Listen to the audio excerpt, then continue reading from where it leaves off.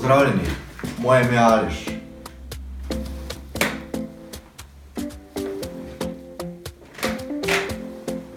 Aja. Živjo, in moje ime je Petra. Ženska iz ozadja.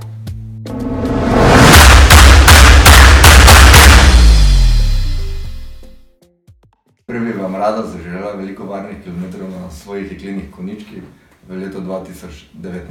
Ja, veliko varnih kilometrov 2019. Htela sva povedati skupaj, ampak vedno prehiter. Tako kot na stezi, tudi pri govoru, vedno me prehiti.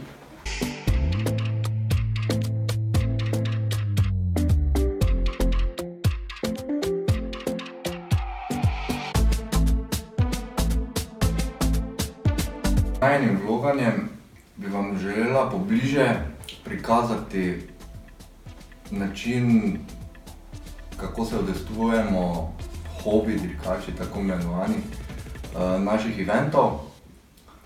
Predstavila bi vam rada evente, ki jih organizirajo naši slovenski organizatorji in kaj se dogaja čez leto in vam pač, ko se tega udejstvujemo, pobliže prikazati, kaj vse je potrebno, koliko časa porabimo za to in kaj vse je treba organizirati, preden se vse skupaj na dirkališču začne.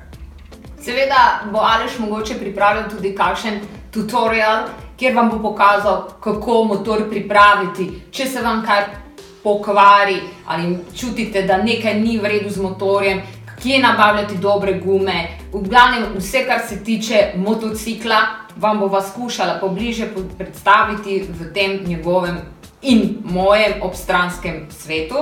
Zato vabljeni k ogledu vseh naših vlogov in upam, da bomo se imeli ob spremljanju teh vlogov zelo fajn. Vabljeni tudi k temu, da komentirate, da nam dajete nasvete, kaj želite videti, kaj ne želite videti, kaj želite si sami, da bi mogoče pobliže spoznali. Tako da kar subscribe in komentarji naj kar letijo.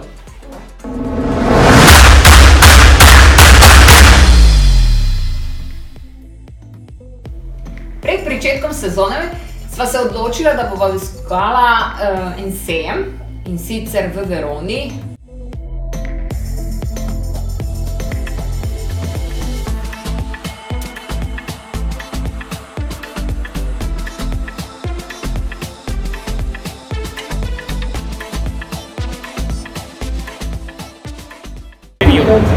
So just subscribe and Which other track is possible?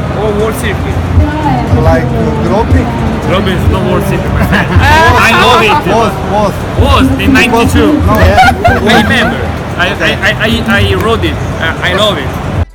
Na sejmu v Veroni sem naletel na eno super zadevo, ki je do sedaj še nisem preizkusil in velja za tako imenovani suhi trening. To je mototrenažer, v bistvu simulacija vožnje motorja po dirkališču. Super zadeva, predvsem odlično za obujanje spomina oziroma da si dobro zapomnite progo, ko se recimo prvič odpravite na novo dirkališče. Predvsem pa tudi iz vidika fizične pripravljenosti tukaj naporno, ker sam sem preizkusil odpeljati 2 kroga in vam moram povedati, da to premetavanje motorja levo in desno zna biti kar naporno, tako da če bi preizkusili za 20 krogov, mislim, da bi kar krepko, po domače povemo, zašvicali. Zadeva je zelo zanimiva iz vidika tudi financiranja. Lastnik tega projekta z mototrenažerom je podal tudi dokaj sprejemljivo ceno, recimo na temo. Če bi trenažer recimo nabavil nek motoklub, društvo in nudil recimo tako imenovane suhe treninge, tako kot recimo se odpravimo v fitness, da se recimo enkrat na teden odpraviš, prav tako kot greš v fitness, ne vem, 3x, 4, 5x na teden, imaš en dan rezerviran in greš na mototrenažer. In kot sva omenila, da je veliko lepih motociklov na sejmu in veliko lepe motociklistične opreme, In tudi žensk. veliko, seveda žensk in pa seveda tudi pubecov, ki vozijo ta prave MotoGP motorje. Končno mi je uspelo pobliže spoznati in povedati 2 ali 3 stavke Marko Melandrija. Njegova čelada, dejansko replika njegove čelade izpred let daleč nazaj, kar je mene tudi pripravilo do tega, da sedaj vozim po dirkališču, je dejansko bila moja rešiteljica, da danes lahko tukaj še z vami komuniciram. In tudi to, kaj je bilo, kako se je zgodilo, vam bom povedal v naslednjih vlogih. Tako je, v naslednjem vlogu pričakujte eno špico zgodbo.